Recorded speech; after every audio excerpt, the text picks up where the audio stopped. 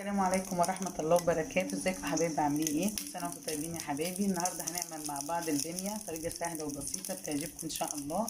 هنا انا حطيت حتة الدهنة هنا علشان تسيح شوية، تنزل السمنة اللي فيها كده زي ما انتم شايفين. بس انا مش قطعتها المرة دي، حطيتهم كده زي ما هم عشان ابقى ايه يعني اشيلهم بسهولة، مش هقعد ادور عليهم وكده عشان مش تطلع مع الاولاد يعني في الاكل وكده. ماشي، هنسيبها تسيح شوية وبعد كده هنحط السمنة والبصل. ماشي اهو يا حبايبي، زي ما انتم شايفين الدهنه ساحت شويه. ماشي، احنا هنحط دلوقتي معلقتين سمنه حلوين كده. ليه؟ عشان تبقى الباميه بتلمع وحلوه، يعني مش حد يقول لي كتير، لا مش كتير ولا حاجه، معلقتين ايه مليانين كده يكونوا حلوين عشان تبقى ايه فيها سمنه كده. يعني الباميه بالذات لازم تبقى دسمه صراحه يعني. وبعد كده يا حبايبي احنا هنا قطعنا بصل اهي، هنحطها وهنسيبها لما تصفر شويه، هنجليها لحد ما تصفر.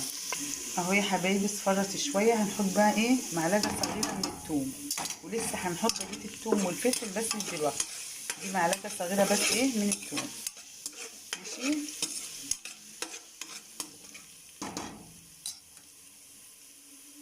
احنا كده يا حبايبي جلينا الثوم مع الايه مع البصله. يبقى احنا حطينا الاول الدهنه وبعد كده السمنه، 3 معالق سمنه حلوين ولا معلقتين ملانين، وبعد كده البصله والثوم وشوحناهم شويه، وهننزل بالطماطم. الطماطم دي انا مصفياها، مش بحط طماطم غير لما ايه تكون متصفيه، لازم تكون متصفيه. وبصراحه يا جماعه انا عايزه اشكر الناس اللي بتدعمني واشتركت معايا في القناه، ناس محترمه جدا، انا حبيتهم والله مع اني مش اعرفهم شخصيا. بس اني حبيتهم خالص وبشكرهم على كلامهم الحلو اللي بيكتبوه، حتى لو بيجاملوني مثلا تسلم ايديكي مش عارفه ايه يعني. انا بشكرهم والله، هم اخواتي وحبايبي، وربنا يا رب يدوم المحبه بينا، وربنا ما يحرمني منهم كلهم يا رب. نرجع بقى للباميه بتاعتنا. هنحط لها شويه سكر اهو، شويه بسيطه كده. ماشي، حطينا دقة التوم زي ما شفتوا، دقة التوم والفلفل وحطينا واحدة مرقة، وحطينا سكر. ماشي، وهنحط شوية ملح بس مش هظبط الملح غير لما ايه المغرب يأذن ان شاء الله، احط بس شوية كده وبعد كده اشوفها عايزة ولا لا. تمام، هنحط لها شوية شطة برضو لان البامية انتوا عارفين لما بتبقى حارة شوية بتبقى حلوة، بس مش كتير، مش حارة قوي يعني زي الاكلات التانية، لا يكون فيها حرارة بسيطة كده. ماشي،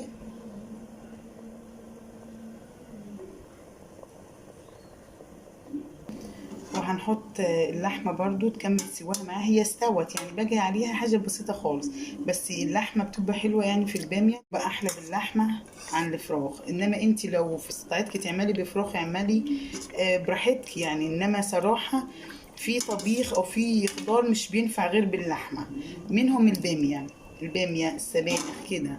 فهنحطها كده تاخد معها الكام غلوه على ما تستوي الباميه وبس كده، وهنوريها لكم ان شاء الله. ادي الباميه اهي يا حبايبي زي ما انتم شايفين اهو يا حبايبي. هنا حطينا السمنه، حطينا لسان عصفور شويه على جدنا كده، واتنين حبهان فتحناهم كده وهنحمرهم، بعد كده هنحط الشوربه.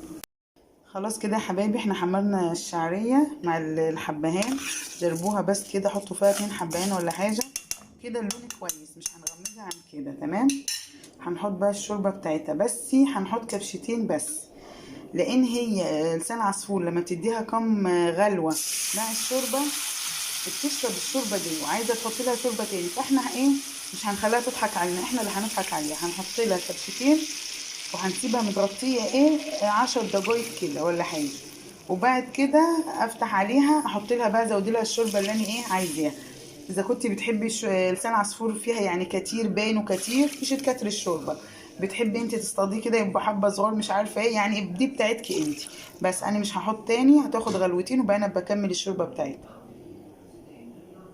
هنعمل هنا شويه رز بشعريه، حطينا معلقتين كبار من المعلقه اللي هي اللي انتوا شايفينها بتاعه الغرب دي سمنه، وهحط دلوقتي الشعريه اهو يا حبايبي. بنحمر في الشعريه اهو، طبعا احنا عملنا الرز مع بعض كذا مره، وطبعا كلكم شطار وعارفين ايه برضو اللي لسه متجوزه جديد ولا حاجه هنتعلم برضو من بعض. ماشي، خلاص يا حبايبي كده لونها ذهبي جميل، مش هغمجها عن كده، هحط الرز. نفضل بقى ايه نشوح الرز مع الشعريه شويه، بنسخنهم مع بعض عشان يبقى الرز بتاعك مفلفل وحلو.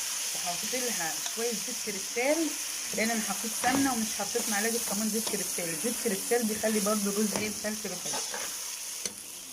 وهنا اهو حطينا شويه فلفل اسود، حطينا الملح برده، هنفضل نقلب شويه كده دقيقتين بس.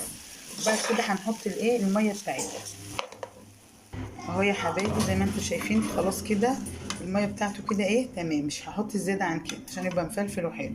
ولما الميه دي تنشف خالص من عليه حابه اوطي، بس النار بدنها عاليه، مش زي ما بيقولوا تاخد غلوه وتوطي، لا والله الرز هيتعجن منكي.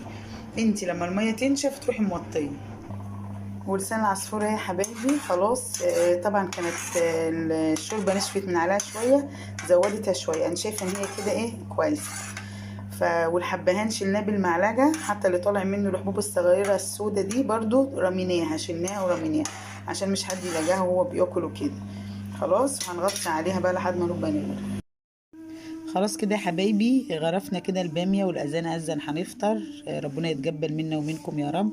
البامية والله حارة وجميلة وطعمها سبحان الله مش عايزة ملح، كانت مظبوطة الحمد لله.